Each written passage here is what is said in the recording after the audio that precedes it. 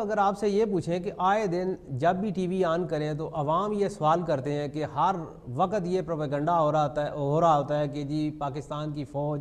جمہوریت کی گاڑی کو چلنے نہیں دیتی، اور طالبان، دہشت گرد اور حکومت یہ سارے تو امن چاہتے ہیں پاکستان کے اندر، اور ان کا مطالبہ تو بڑا چھوٹا ہے کہ میران شاہ کا ایریا یا اس علاقے کے اندر انہیں ایک فری زون قائم کرنے دیا جائے۔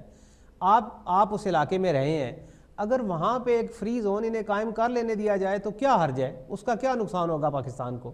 اور پھر آپ یہ بتائیں کہ جب حکومت بھی راضی ہے، دہشت گرد بھی جو ہیں وہ یہ سارے امن چاہتے ہیں، تو فوج کیوں نہیں امن قائم ہونے دیتی؟ شاہد صاحب میرے خیال میں دوبارہ میں کہوں گا کہ یہ پروپیگنڈا ہے، فوج بالکل امن کی حامی ہے، ورنہ جب فوج کے 22 جوانوں ایف سی کے 22 جوانوں کو جس بے دردی سے شہید کیا گیا تھا، اگر فوج امن کی راہ میں رکاوٹ ڈالتی تو فوج اسی وقت کہتی کہ جی ہم مذاکرات نہیں کرنے دیں گے۔ مگر جہاں تک آپ نے فری زون کا ذکر کیا، بات یہ ہے کہ اسٹیٹ ود ان اسٹیٹ نہیں ہونی چاہیے،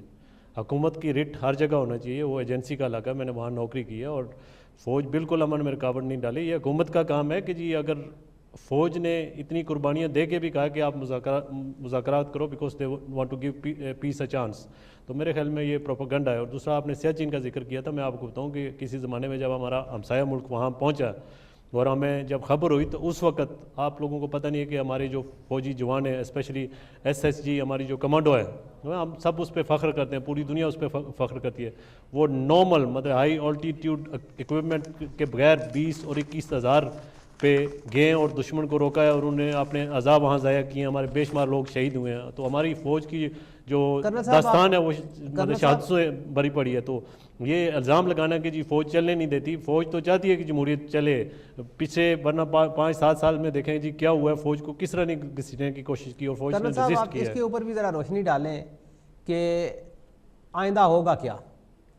آرمی ایکٹ کے مطابق اگر کوئی ایسا الزام لگاتا ہے کسی آرمی کے اوپر اور غداری کا مرتکب ہوتا ہے، اس کے اوپر الزام تراشی کرتا ہے، تو یہ آرمی ایکٹ کے مطابق یہ غداری، آئین سے غداری، اور اس کا مقدمہ صرف جو فوجی کورٹس ہیں ان کے اندر چل سکتا ہے، سول کورٹ کے اندر نہیں۔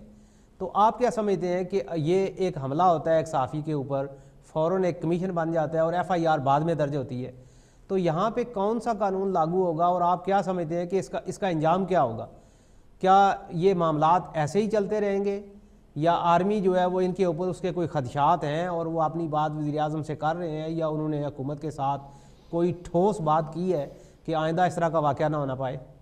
شاہد صاحب یہ واقعہ بھی نہیں ہونا چاہیے تھا، اور میرے خیال میں آرمی بڑی کلیئر ہے، ان کو پتہ ہے کہ کیا ہونا ہے، ایک عالمی سازش ہے جس کے تحت آپ کے احساس ادارے اور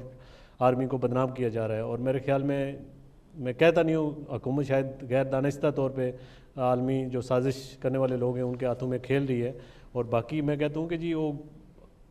FIR درج ہوئی ہے، اس معاملے کی تحقیق کریں اور طے تک پہنچے کہ کہاں گیا ہے۔ مگر جس طریقے سے آرمی پہ الزام لگے ہیں، آرمی کا حق بنتا ہے کہ اس کا اپنے آپ کو ڈیفینڈ کرے، اور